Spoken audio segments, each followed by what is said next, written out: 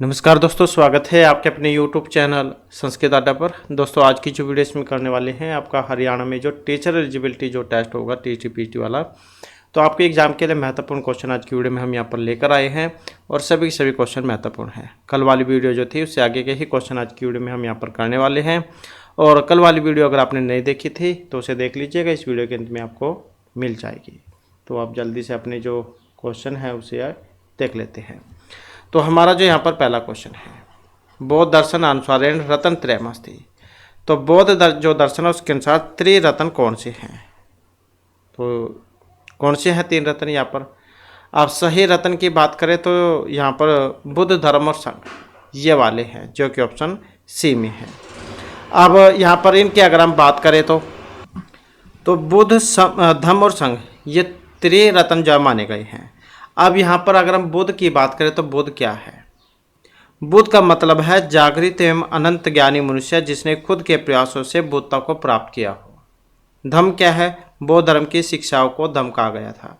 और संघ, बौद्ध धर्म में बौद्ध भिक्षुओं और बौद्ध उपासकों के संगठन को संघ कहते हैं। और ये क्वेश्चन आपके जीके में भी काम आ जाएगा कि बौद्ध दर्शन में जो त्रिरत्न है वो कौन से हैं, क्योंकि जीके में भी कई बार क्वेश्चन जो है इसको पूछा जाता है।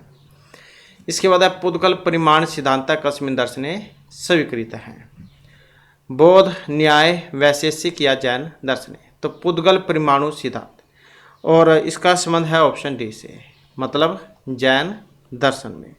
तो पुद्गल परमाणु सिद्धांत जैन दर्शन में स्वीकार किया गया है। और पुद्गल जो है वो दो शब्दों के मेल से बना है, पुद्ध यानी एकीकरण और गल यानी विभाजन। तो जिसका निरंतर एकीकरण विभाजन होता है तो उसको पुद्गल कहा जाता है। नेक्स्ट है जैन दर्शने पदार्थाः मन्यन्ते। तो कितने पदार्थ माने गए थे? 9, 7, 12 या फिर 60। तो इसकी संख्या जो है ये सब थी। तो इससे पहले वाली वीडियो में भी हमने आपको 7 जो पदार्थ उनके बारे में बतलाया था। तो वो जो है तर्क भाषा जो थी उसके अनुसार था, तर्क संग्रह जो है उसके अनुसार। और यहाँ पर है जैन दर्शन। अब जैन दर्शन जो है इनके अनुसार भी 7 ही पदार्थ, और कौन से हैं? जीव, अजीव, आश्रय, बंध, संवर, निर्जर, मोक्ष, ये वाले। तो जीव तथा जीव को द्रव्य भी कहा जाता है। तो जिस वस्तु में धर्म होता है उसको धर्मी कहा जाता है, और धर्मी के लक्षण को धर्म कहते हैं। तो जैन दर्शने पदार्थ मन्यन्ते सप्त: जीव, अजीव, आश्रय, बंध, संवर, निर्जर, मोक्ष, ये वाले। अगला क्वेश्चन है हमारा कर्मजन्य फल स्वामी बोधक विधि, अधिकार, उत्पत्ति, विनियोग या प्रयोग विधि। तो कौन सी है यहाँ पर? तो इसमें जो है ऑप्शन रहेगा एक वाला हमारा। तो कौन सी मानी गई है इसमें? अधिकार विधि, मतलब यज्ञ आदि कर्मों से उत्पन्न होने वाले स्वर्ग आदि फल के स्वामित्व का ज्ञान कराने वाली विधि है अधिकार विधि। नेक्स्ट है हमारा क्वेश्चन, धर्म च अर्थे च कामे च मोक्षे च भर्तृषभ, यद इहास्ति तद न्यतर, यद नहीं अस्ति न तत् कवचित। ये कई बार पूछा जाता है कि ये लिया कहाँ से गया, क्योंकि बहुत बार जो एग्जाम में क्वेश्चन ये देखने को मिला है। तो इसकी बात करें तो इसका संबंध है महाभारत से। तो उसी में आया था कि जो यहाँ पर है वो अन्य जगह भी है, और जो यहाँ पर नहीं है वो अन्य जगह भी नहीं है। तो वाक्य जो है ये महाभारत से है। इसके बाद है महाभारत युद्धे सर्वाधिक दिवस पर्यंतम कौरव सेनापति आसीत। तो कौन थे यहाँ पर सबसे ज़्यादा दिन तक कौरव सेनापति? तो कौरव सेनापति भीष्म थे, भीष्म। इसके बाद रावण असुरात सीताया विमुक्ति कथा स्वप्नेन दृष्टा। तो ये जो रावण जो थे इनके चंगुल से सीता जा छूट गई है, तो इस प्रकार का एक स्वप्न आया था। अब ये स्वप्न के बारे में बतलाना है। मंदोदरी, त्रिजटा, ताड़का या केकई, किन के उसमें आया था ये स्वप्न में? तो ये त्रिजटा ने देखा था, इनके स्वप्न में आया था कि सीता जो है वो इनके चंगुल से छूट चुकी है। इसके बाद है मदेक पुत्र जन्य रातुरैति कथनमस्ति। अब हंस, नल, पथिक या भीषम। तो इस वाक्य का संबंध बतलाना है, इनमें से किन के साथ था और कहाँ से लिया गया है। और अगर आप यहाँ पर इसको देखते हैं तो ऑप्शन से भी कई बार पता लग जाता है, देख सकते हैं। तो इसका मतलब ये नैसचरित जो उसमें से है, क्योंकि इसमें राजा नल और जो दमयंती है इनकी प्रेम कथा थी। तो मदेक पुत्र जन्नी जुरात्मा, इसका संबंध था हंस से। जब राजा नल हंस को पकड़ लेते हैं तब जो ये हंस जो थे राजा नल को छोड़ते हुए कहते हैं कि मैं अपनी माता का अकेला पुत्र हूँ और जो मेरी पत्नी है उसने भी अभी जब पुत्र को जन्म दिया है, इन सभी का पालन पोषण करने वाला मैं ही अकेला हूँ। क्या आपको मुझे पकड़ते हुए थोड़ी सी भी दया नहीं आती? तो इस प्रकार की जो है बातें करते हैं। तो कथन या हंस का था, हंस राजा नल से यहाँ पर ये बात कहते हैं। तो इस प्रकार से जो है इसमें ऑप्शन ए हमारा यहाँ पर सी आंसर बनेगा। नेक्स्ट आ जाता है क्वेश्चन, नैषधीय चरिते प्रयुक्त अंगिरस अस्ति। अब नैषधीय चरित जो है इसमें जो रस आया है वो कौन सा है? अद्भुत, करुण, श्रृंगार या वीर। तो किस रस का प्रयोग यहाँ पर हुआ है? नैषधीय चरिते प्रयुक्त अंगिरस। तो रस की बात करें तो इसमें है ऑप्शन सी हमारा, मतलब श्रृंगार। नैषधीय चरित श्रेया की रचना है और 22 सर्गों में है, श्रृंगार रस है इसमें।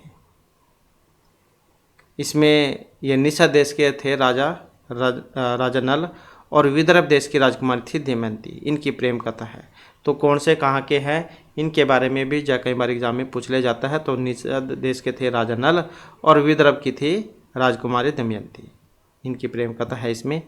और महाभारत जो उसमें से इसकी कथा ली गई है। नेक्स्ट हमारा क्वेश्चन, विश्वनाथ अनुसारम कर्मणि कुशल इत्यस्मिन् वाक्ये कुशल इत्यत्र सब शक्ति स्यात्। तो इसमें कौन सी शक्ति है? लक्षणा, व्यंजना, विधा या उक्ता त्रिस्वे। विश्वनाथ अनुसार कर्मणि कुशल है, तो इनके अनुसार जो है इसमें ऑप्शन आएगा सी हमारा। तो कौन सी है इसमें? अभिधा शक्ति है, कर्मणि कुशल है। इसमें मतलब इसका हम ऐसे जरूर लगा लेते हैं कि कुशल को लाने वाला कुशल, लेकिन इसका मतलब जो है दक्ष से है। पहले प्राचीन समय में तो कह देते थे कुशल, उसको कहा जाता था कि कुशल को लाने वाला कुशल, लेकिन आज तो टाइम जो बदल चुका है। तो आज जो है इसका मतलब क्या लिया जाता है कुशल का? कुशल का मतलब लिया जाता है किसी काम में दक्ष होना उससे। तो इसी कारण से इसमें अभिधा सर्वशक्ति है। नेक्स्ट आ जाता है, साहित्य दर्पण अनुसारम रसस्य किम विशेषणम न साधु हो। अब रस के बारे में एक ठीक नहीं था इसमें। लोक अनुभूति, ब्रह्म स्वाद, सहोदर है, स्वप्रकाश या भिन्न है। कौन सा है इसमें का अलग? साहित्य दर्पण के अनुसार रस किम विशेषणम न साधु हो, तो ऑप्शन ए वाला, लोक अनुभूति ही। नेक्स्ट है, साहित्य दर्पण अनुसारम रस आस्वादने का हेतु हो। सत्य उद्रेक, काव्य पाठ है, सहृदयता या पात्राणी।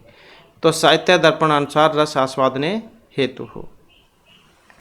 तो यहाँ पर श्लोक भी है जिसके माध्यम से जो बतलाया गया था।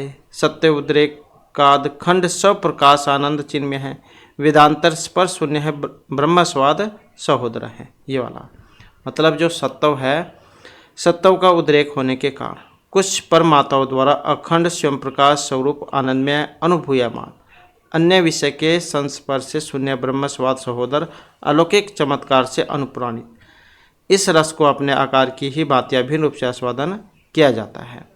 तो यहाँ पर सत्व उद्रेक जो है इसको माना गया है। नेक्स्ट आ जाता है योग सूत्र अनुसारेण कैवल्यम। पुरुषार्थ शून्यता, गुण शून्यता, स्वरूप शून्यता या पुरुषार्थ शून्य नाम गुणानाम स्वरूप प्रतिष्ठा। तो कौन सा है इसमें? और सही आंसर की बात करें तो ऑप्शन डी वाला हो जाएगा इसमें, पुरुषार्थ शून्य नाम गुणानाम स्वरूप प्रतिष्ठा। नेक्स्ट आ जाता है हमारा क्वेश्चन। तो क्वेश्चन है यहाँ पर नियताप्ति, अवस्था, संधि, अर्थ प्रकृति या आवृत्ति। क्या है नियताप्ति?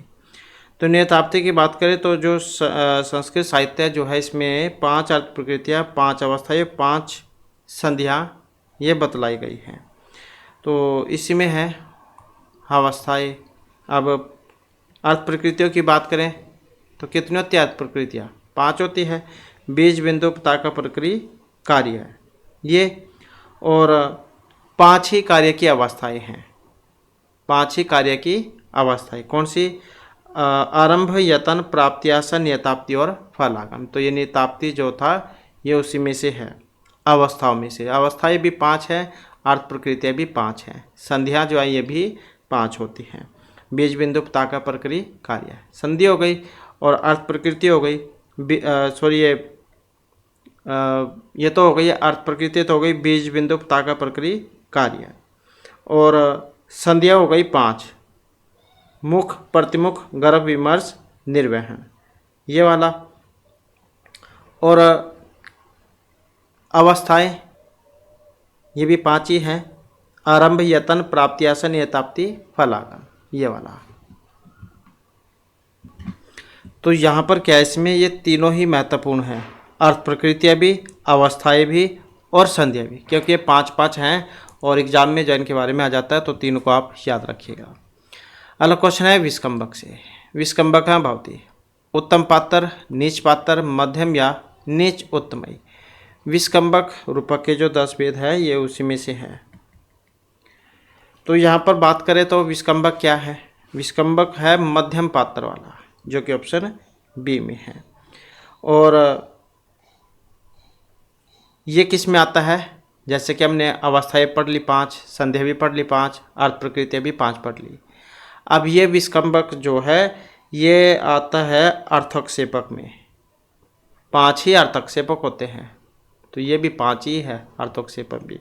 कौन कौन से है इसमें, विस्कंबक, चूलिका, अंकस्य, अंक अवतार, प्रवेशक, तो ये 5 हैं। कौन से, विस्कंभक, चूलिका, अंकस्य, अंक अवतार, प्रवेशक, तो ये 5 है, इसको भी आप याद रखिएगा। तो इसकी बात करें विस्कंभक की, इसका लक्षण भी आ जाता है एग्जाम में। तो वृत्त वर्तिष्यमाण नाम कथांशा नाम निदर्शक है, संक्षेप अर्थ है तो विस्कंभक मध्यम पात्र प्रयोजित है, ये वाला। तो बीते हुए और आगे होने वाले कथा भागों का सूचक संक्षिप्त अर्थ वाला मध्यम पात्रों द्वारा प्रयुक्त जो अर्थक्षेपक है वह विस्कंभक कहलाता है, और वह 2 प्रकार का होता है, शुद्ध और संकीर्ण। एक या अनेक मध्यम पात्र द्वारा प्रयुक्त विस्कंभक शुद्ध कहलाता है, और मध्यम तथा अधम पात्रों के द्वारा मिलकर प्रयोजित विस्कंभक संकीर्ण कहलाता है। तो इस प्रकार से जो यहाँ पर ऑप्शन बी हमारा सही है। इसके बाद फल आगमस्य परिगणनम भवति। अब हमने आपको यहाँ पर सारी बता दी, 5 कार्य की जो अवस्थाएं हैं ये बतला दी, संध्या बतला दी, अर्थोक्षेपक मतलब 5 अर्थ प्रकृतियाँ, 5 अवस्थाएं, 5 संध्या, 5 अर्थोक्षेपक, ये सभी बता दिए। तो ये फल आगम किसके अंतर्गत आता है, अर्थ प्रकृति में, कार्यावस्थाएं, नाट्य संधि या अर्थक्षेपक में। तो किसके अंतर्गत आता है, तो यह आएगा कार्य की अवस्थाओं में, तो इसी के अंतर्गत आएगा। कार्य की अवस्थाएं कितनी है, 5, आरंभ, यतन, प्राप्ति, आसन, यथाप्ति, फल आगम, तो ये 5 हैं। अब फल आगम क्या है, जैसे ये रत्नावली नाटिका थी, तो इसमें उदयन को रत्नावली की प्राप्ति और चक्रवर्ती पद की प्राप्ति, यह है फल आगम। मतलब कोई फल मिलना, कोई काम किया हो उसका फल मिल जाना। तो जैसे आप स्टार्ट की एग्ज़ाम की तैयारी कर रहे हैं तो आपको इसका फल मिल जाए, आपका स्टार्ट एग्ज़ाम आपकी बार क्लियर हो जाए और फिर आपकी नौकरी भी लग जाए।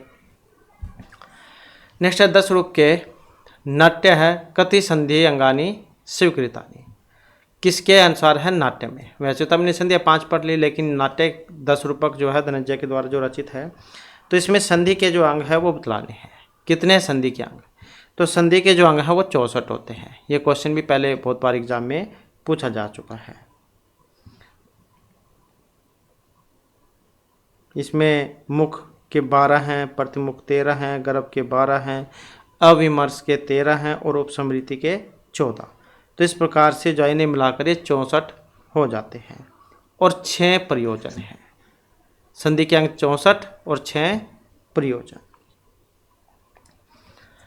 अगला क्वेश्चन है उपाय पाय संख्याभ्याम युक्त फल प्राप्ति संभावना, ये किसके अंतर्गत, क्योंकि लक्षण है यहाँ पर ये। तो ये लक्षण यहाँ पर मुख संधि का है, प्रतिमुख संधि का है, गर्भ संधि का, या विमर्श संधि किसका है, उपाय अपाय संख्याभ्याम युक्त फल प्राप्ति संभावना। तो ये है यहाँ पर गर्भ संधि का।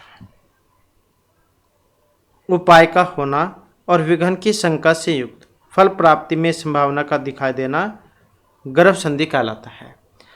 अब ये संधिया जो है ये किन के मिलने से बनती है, ये भी कई बार आ जाता है। तो जैसे 5 अर्पकृतियाँ हमने पढ़ी और 5 ही कार्य की अवस्थाएं पढ़ी, तो इन दोनों को मिलाकर ही जो संधि है इसका निर्माण होता है, संधि का निर्माण इन दोनों के मिलाने से। अब जैसे बीज है, बीज अर्थ प्रकृति और आरंभ कार्य की अवस्थाएं, तो कौन सी संधि बनेगी, मुख संधि। लिखना चाहते हैं तो कहीं पर आप लिख सकते हैं। बीज अर्थ प्रकृति यतन कार्यावस्था प्रतिमुख संधि बनेगी। पताका अर्थ प्रकृति प्राप्ति आशा कार्यावस्था गर्भ संधि बनेगी। प्रकृ अर्थ प्रकृति नियताप्ति कार्यावस्था और अविमर्श संधि बनेगी। कार्य अर्थ प्रकृति फल आगम कार्यावस्था उपसमृति संधि बनेगी। तो 5 अर्थ प्रकृतियाँ 5 कार्यावस्था इनके मिलाने से संधि का निर्माण होता है। नेक्स्ट आ जाता है नल चंपू के आर्यवर्तनम में मुख्य रूप से किन अलंकारों का प्रयोग हुआ है। नल चंपू के आर्य अवतरण वर्णन में, तो इसमें श्लेष उपमा परिसंख्या मतलब कौन सा है आर्य अवतरण वर्णन में, तो यहाँ पर हमारा आंसर ऑप्शन ए वाला है, श्लेष उपमा परिसंख्या। इसके बाद ध्वनि परिवर्तन में मुख्यतः कारणानाम संख्या 10, 5, 3 या फिर 2। ध्वनि परिवर्तन में मुख्यतः कारणों की संख्या, तो ध्वनि परिवर्तन में मुख्यतः 2 कारण होते हैं, तो इस प्रकार से ऑप्शन डी हो जाएगा। कौन से 2 कारण हैं, आंतरिक और बाह्य। अब आंतरिक क्या है, तो वे कारण जो शब्द में या ध्वनि विशेष में परिवर्तन होता है, वे कारण जो शब्द में या ध्वनि विशेष में परिवर्तन होगा उसे कहेंगे आंतरिक।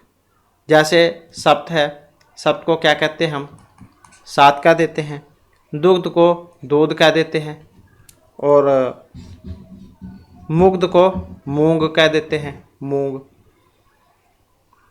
और बाह्य कारण वे कारण जो शब्द के भीतर न होकर उसके बाहर परिस्थिति अथवा वक्ता आदि में होता है।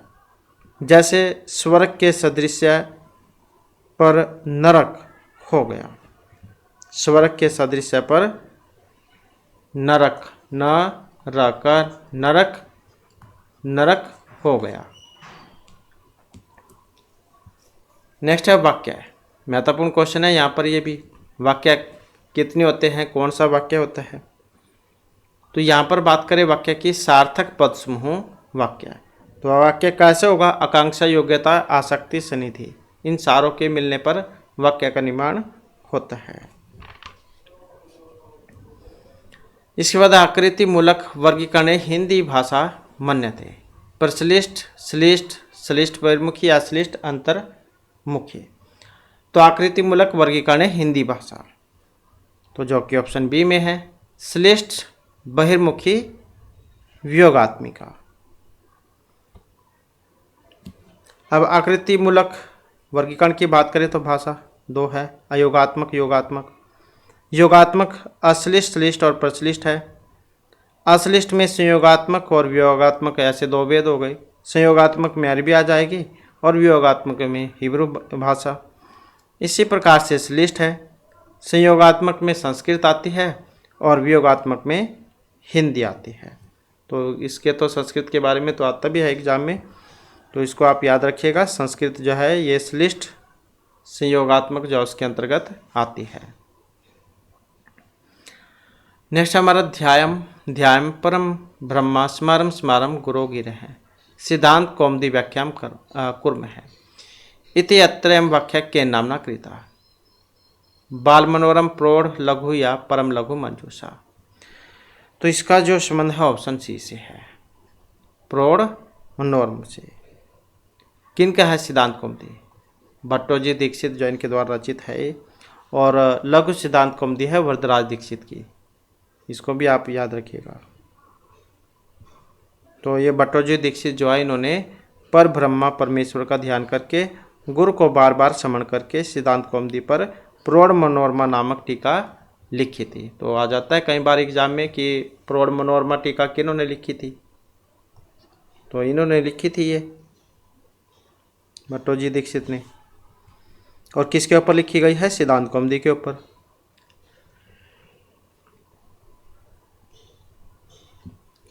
तो ये श्लोक है जिसके माध्यम से यहाँ पर इसमें बतलाया गया है। इसके बाद है हर्षवर्धन से रचना नास्ति। जो राजा हर्षवर्धन है उनकी रचना नहीं है। प्रियदर्शी का नागानंद रत्नावली या नैषध चरितम। तो नहीं में पूछा गया है, तो नैषध चरितम इन्होंने हर्षवर्धन जो है राजा हर्षवर्धन इन्होंने 3 लिखे थे, प्रियदर्शी का नाटिका, रत्नावली नाटिका, नागानंद नाटक। तो ये श्री हर्ष के हैं और ये राजा हर्षवर्धन के।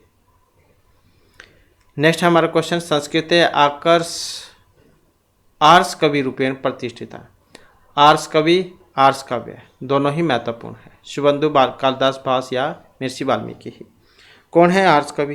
तो महर्षि वाल्मीकि आर्ष कवि, और रामायण आर्ष काव्य या आदि कवि भी कहा जाता है इनको। और आदि काव्य रामायण हो गया, अनुष्टुप छंद में है और 7 कांडों में है। नेक्स्ट है मृच्छकटिके वत्संत सेनाम मृत्यु मुखात रक्षति। चंदन का है, कुंबलिका है, सर्वलिक या संवाहक। तो मृच्छकटिक में वसंत सेना मृत्यु मुखात कौन रक्षा करते हैं? मृच्छकटिक इनकी है, महर्षि सुदर्ग की रचना है 10 अंकों में, श्रृंगारस है इसमें। तो इसमें जो है ऑप्शन डी में जो है संवाहक यही। नेक्स्ट है, और कौन है संवाहक? जो चारुदत्त है इनका पुराना नौकर। इसके बाद हम लिखित प्रकरण नामक रूपक अस्ति। प्रकरण नामक रूपक है मृच्छकटिक, शकुनिवासदत्तम, मुद्राक्षसम या उत्तराम चरितम। तो प्रकरण नामक रूपक है, किसमें है प्रकरण नामक रूपक? तो इसी में है, रूपक का दूसरा भेद प्रकरण मृच्छकटिका में।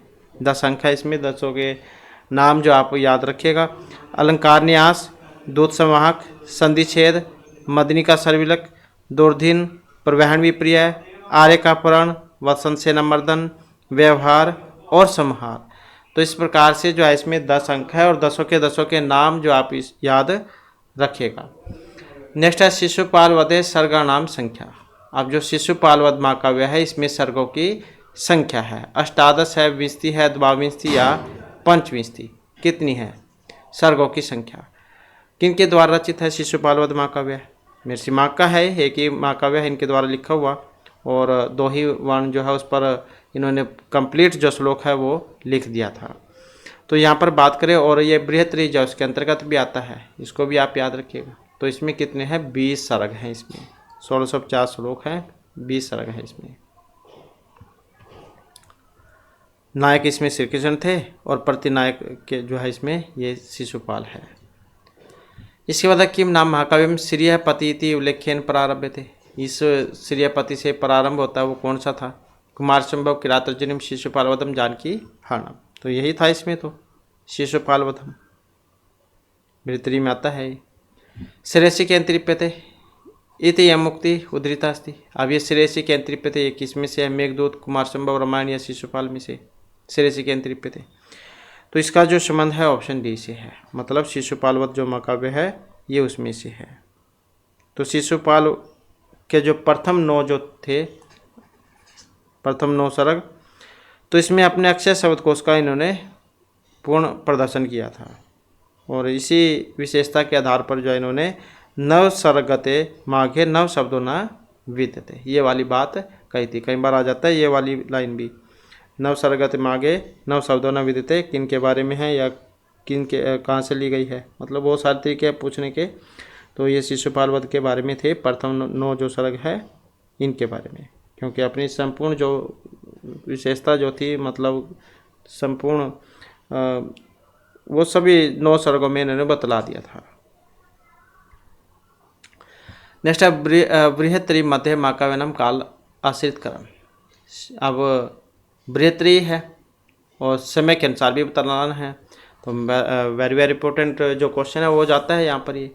तो इसमें बात करें तो कौन सा है इसमें? पहली तो बात इसमें आपने देखना होगा कि बृहत्तरी में कौन सा आता है, उसके बाद पता लगेगा। तो इसमें देखते हैं तो कौन सा हो सकता है, ये वाला किरातार्जुनीयम, शिशुपालवधम, नैषधीय चरितम। अब किरातार्जुनीयम में कितने हैं, इसमें 18 सर्ग हैं, मिर्ची जो 12वीं उनकी रचना है ये। शिशुपाल में कितने हैं, 20 हैं, और नैषधीय चरित में 22 हैं सर्ग। नेक्स्ट है विनक्ति कालत्रीय पी योग्यताम श्लोकांशोयम कुतः उद्धृत है, ये कहाँ से लिया गया है, तो श्लोक जो है ये कहाँ से लिया गया है, शिशुपाल महाकाव्य में से।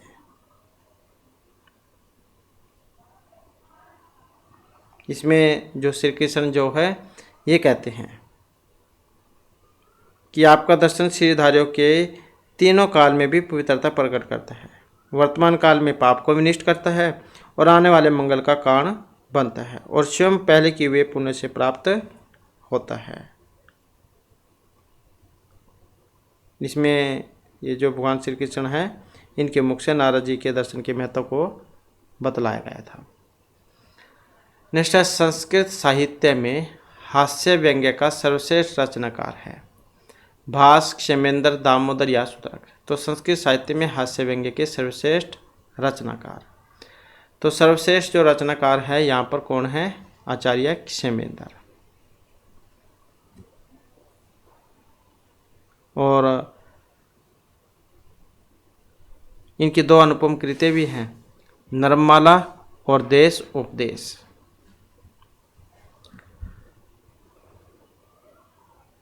और हास्य व्यंग्य के सर्वश्रेष्ठ रचनाकार हैं। अगला क्वेश्चन है हमारा, किस प्राचीन गद्य काव्य में लोक जीवन का सर्वाधिक चित्रण है, दशकुमार चरितम, वासुदत्ता, कादम्बरी, हर्षचरितम में। तो किस प्राचीन गद्य काव्य में लोक जीवन का सर्वाधिक चित्रण हुआ है, तो किस में हुआ है, दशकुमार चरित में, ऑप्शन ए वाले में। 10 राजकुमार जो उनके बारे में है वर्णन, इसमें महर्षि दंडी की रचना है दशकुमार चरितम।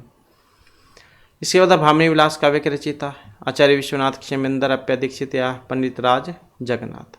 तो भामिनी विलास काव्य के रचयिता कौन है, भामिनी विलास के, तो यही है पंडित राज जगन्नाथ, ऑप्शन डी में जो है।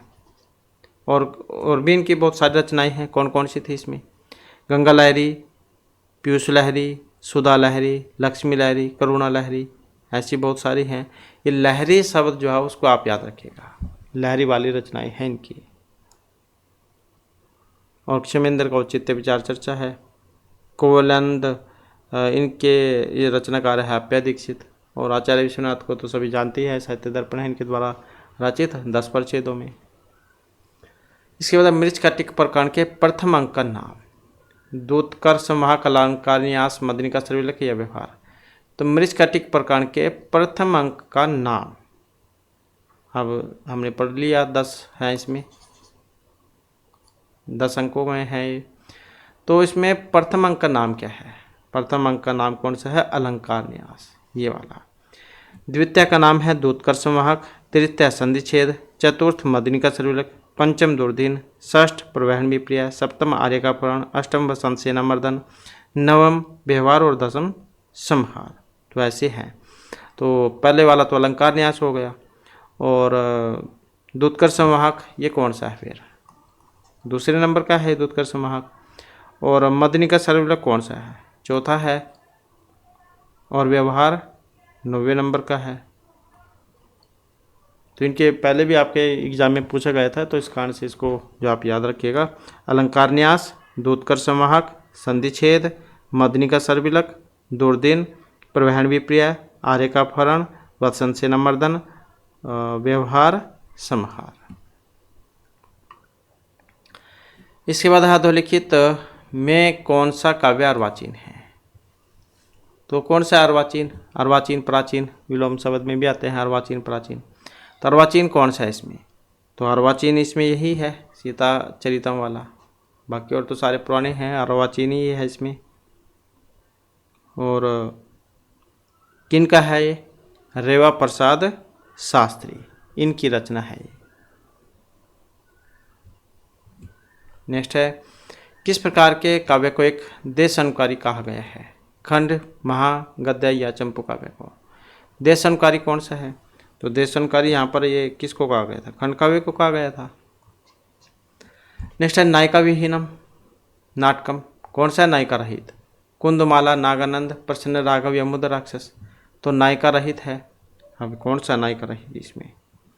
तो नायिका विहीन तो यही है इसमें, ऑप्शन ए वाला। मतलब ये है मुद्राक्षस, क्योंकि इसमें विदूषक भी नहीं है और इसके साथ ही जो नायिका है वो भी नहीं है इसमें। और जो विशाखा दत्त के द्वारा रचित है मुद्रा राक्षस, और 7 अंक है इसमें, वीरस हो जाएगा इसमें। नेक्स्ट क्वेश्चन है यात हैं अस्मि पदम नयने समय मम ऐसा रत्नवल्य संवाद श्लोकेन संबोध्यते। महाराजी विदूषक है उदयन या सागरिका? तो इसका संबंध किससे है? सागरिका से है। नेक्स्ट है रत्नावली नायिका, मृच्छकटिके, कादम्बरी, रत्नावली या शिवराज विजय। किस में रत्नावली नायिका?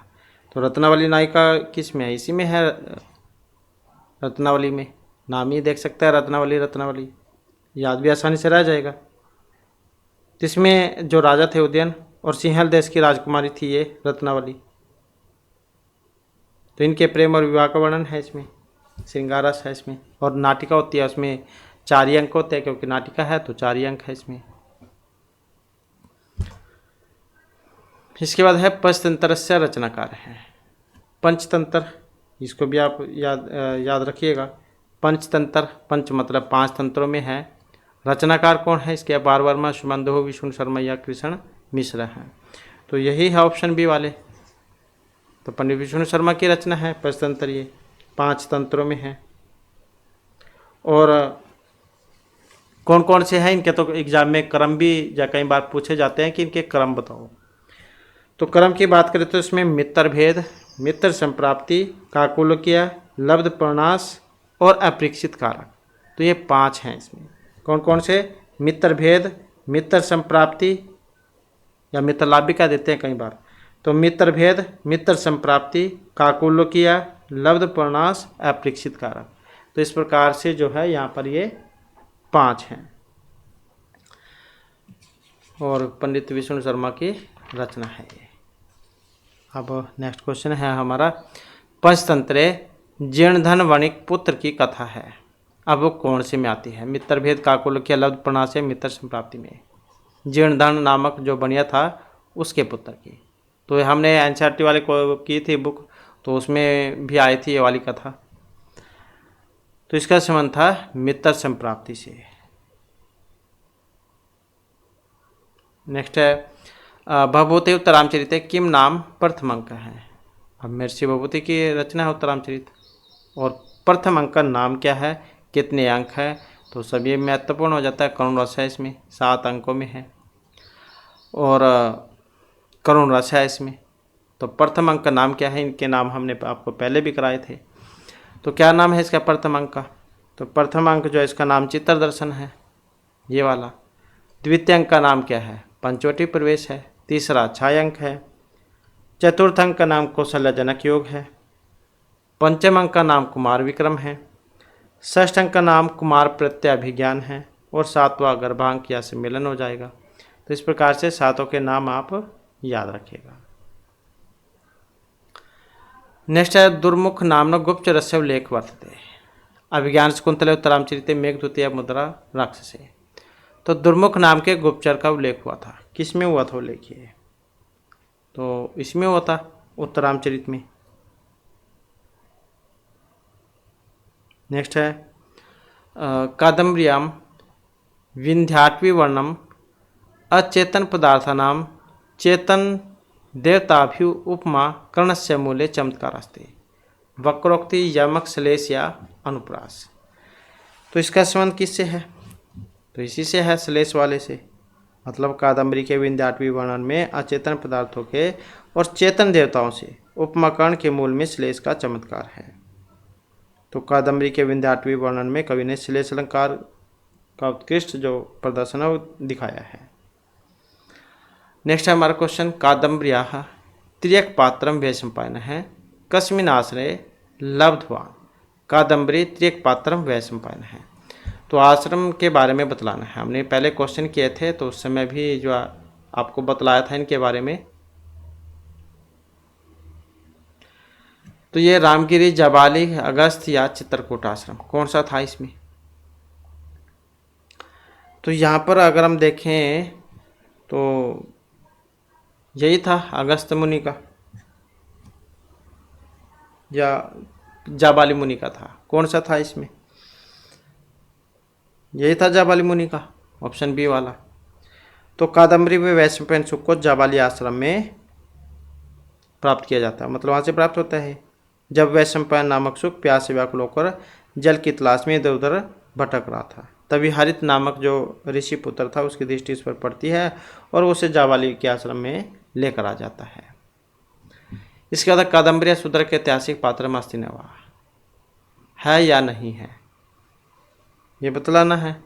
तो कौन सा है? कल्पित है। नेक्स्ट है सफूरत कलालाप विलास कोमला, ये जो वाक्यांश है किसके विशिष्टता को दिखाते हैं? कादम्बरी, वासवदत्त, शकुंतला या कथा काव्य के। तो सफूरत कलालाप विलास कोमला, तो इसका संबंध किससे है? कादम्बरी से है।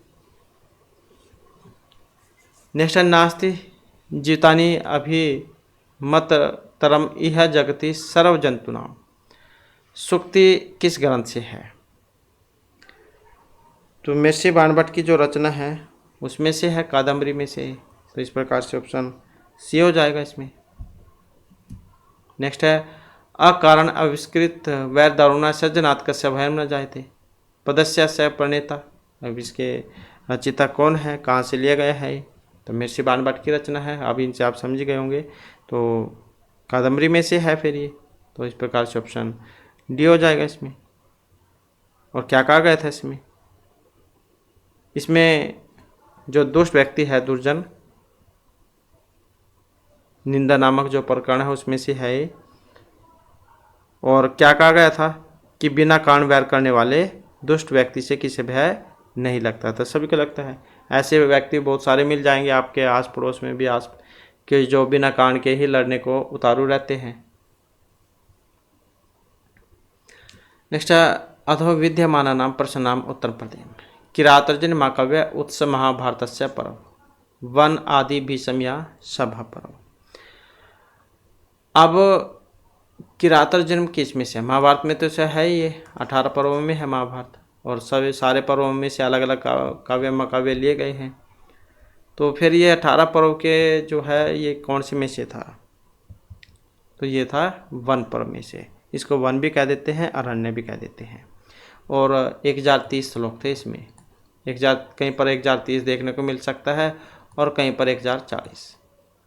तो वन पर्व में से था ये। और ये जो आपका शिशु पार्वत महाकाव्य है वो सभा पर्व में से है। आदि पर्व में अभिज्ञान शाकुंतलम है, और भीष्म पर्व में ये आ जाती है जो गीता है, श्रीमद् भागवत गीता वो। नेक्स्ट है मेघदूते वक्र पंथ यद्य होता है इत्यादि भी वच भी मेघम पार्थितुम यक्षगंतुम अलका विदिशा जैनिया रामगिरी। कहाँ पर जाने की बात करते हैं? यदि आपका जो रास्ता है वो टेढ़ा मेढ़ा होगा, लेकिन फिर भी आपको जैनी के दर्शन करने जरूर जाना चाहिए। नेक्स्ट है हमारा क्वेश्चन प्रीत है प्रीति प्रमुख वचनम स्वागतम व्याजहार। तो ये उक्ति है मेघदूत कुमार संभवे ऋतु संहारे यरकन से। प्रीत है प्रीति प्रमुख वचनम स्वागतम व्याजहार, तो इसका संबंध किससे है? मेघदूत में से है। ये महर्षि कालिदास की रचना है और खंड काव्य में आती है। 115 श्लोक हैं इसमें, श्रृंगार वियोग रस है इसमें। नेक्स्ट है अर्थो ही कन्या प्रक्रिय इति वाक्य से करता महर्षि कालिदास माघ भारव या श्रीहर्ष। लड़की जो होती है वो निश्चय परायधन है, और आज इसको इनके पति घर पहुंचकर मेरे ऊपर जो भोजवार था वह समाप्त हो गया है, क्योंकि लड़की जो होती है उसका स्थान जो कहाँ पर होता है? उसके पति घर में, क्योंकि माता पिता से उसका पालन पोषण करते हैं। और तो इसी प्रकार से महर्षि कण्व थे, उन्होंने उसका सिर्फ पालन पोषण किया था। तो विदाई के अवसर का श्लोक था ये, और जो इसमें चौथे अंक है उसमें से है 4 श्लोकों में से। नेक्स्ट है हमारा क्वेश्चन, और यहाँ स्किन क्या है, महर्षि कालिदास अभिज्ञान शकुंतलम में से। नेक्स्ट है यास्यते अद्य शकुंतलेति हृदयं सस्पृष्टम् उत्कंठया। आज जो शकुंतला है वो अपने पति घर को जाने वाली है और सभी उसे जाने क्या कहते हैं। तो वचनम दुष्यंत शार्दवत कर्णव या गौतमी, किनका था ये? तो महर्षि कर्णव का था ये, शकुंतला की विदाई के अवसर पर। संयम याति शकुंतला, यह जो शकुंतला जा रही है सभी से जाने की अनुमति दे। तो गौतमी, मेनका, संग्रव, कर्णव, किन्होंने कही थी बात ये? तो ऑप्शन सी जो है महर्षि कर्णव। नेक्स्ट है तपोधनम वेत्स्य नमाम उपस्थितम। अब ये तपोधनम में समास तत्पुरुष व्यभाव द्वंद्व बहुब्रीहि, और है इसी में से, ये भी अभिज्ञान शकुंतलम में से। तो इसका मतलब क्या था? तो इसका अर्थ जो था यहाँ पर ऑप्शन डी से है, बहुब्रीहि समास से। तप एव धनम यशस है, उसको क्या देते हैं? तपोधन, मतलब तपी है जिसका धन है तपस्वी, और समानाधिकरण है इसमें। नेक्स्ट है आप परितोषाद विदुषम न साधु मन्ये प्रयोग विज्ञानम, और अभिज्ञान शकुंतलम जो उसमें से है, इसको आप याद रखिएगा। नेक्स्ट है हमारा क्वेश्चन अपरितोषाद विदुषम न साधु मन्ये प्रयोग विज्ञानम इति वाक्यम भाषस्य भवति महर्षि कालिदास्य भारवी, किन की रचना है? तो इसका संबंध जो ऑप्शन डी से है, मतलब महर्षि कालिदास जो उनका कथन था यहाँ पर ये। और क्या कहा गया था इसमें कि जब तक विद्वान संतुष्ट न हो जाए तब तक मैं अपने अभिनय कौशल को सफल नहीं समझता हूँ। तो ये वाले जो सूक्ति है वाक्य है अभिज्ञान शकुंतलम जो उसमें से ये लिए गए हैं कि जब तक विद्वान संतुष्ट न हो जाए तब तक मैं अपने अभिनय कौशल को सफल नहीं समझता हूँ। अभिज्ञान शकुंतलम जो उसमें से है और प्रथम अंक में से है, इसको आप याद रखिएगा। और इसके अलावा कथन किनका था ये भी महत्वपूर्ण हो जाता है। यहाँ पर जो महर्षि कालिदास हैं, अगर ये यहाँ पर नहीं होते तो क्या होता, फिर यहाँ पर सूत्रधार आपको देखने को मिलेगा। तो सूत्रधार जो उनका कथन था ये कि जब तक विद्वान संतुष्ट न हो जाए तब तक मैं अपने अभिनय कौशल को सफल नहीं समझता हूँ। नेक्स्ट है अनिवर्ण्यम प्रकल्तरम इति वाक्यम भरत दुष्यंत युधिष्ठिर रखो, किन क्या अनिवर्ण्यम प्रकल्तर इति वाक्यम। तो इसका संबंध जो ऑप्शन बी से है, तो किन के हैं? राजा दुष्यंत। और पंचम अंक जो इसमें से लिया गया है कि अनिर्वर्ण्यम प्रकल्तरम, मतलब जो दूसरी स्त्री जो होती है परिस्त्री, उसकी ओर देखना उचित नहीं है। परिस्त्री की ओर ध्यान से देखना उचित नहीं है। इसके बाद है अज्ञात हृदय से वैरी भवती सौहार्द्रम इति वाक्य से कर्ता भारवी माग कालिदास या श्री हार्स, कौन है इसके रचयिता? और इसके जो है ऑप्शन बी में जो है महर्षि कालिदास, तो इन्हीं की है अभिज्ञान शकुंतलम उसमें से लिया गया है। अज्ञात हृदय से वैरी भवती सौहार्द्रम। तो इस प्रकार से जो हमारे क्लास में महत्वपूर्ण क्वेश्चन थे, नेक्स्ट वीडियो इसमें आपके लिए नए जो महत्वपूर्ण क्वेश्चन हम लेकर आएंगे। और हमारे साथ अंत बनाने के लिए धन्यवाद।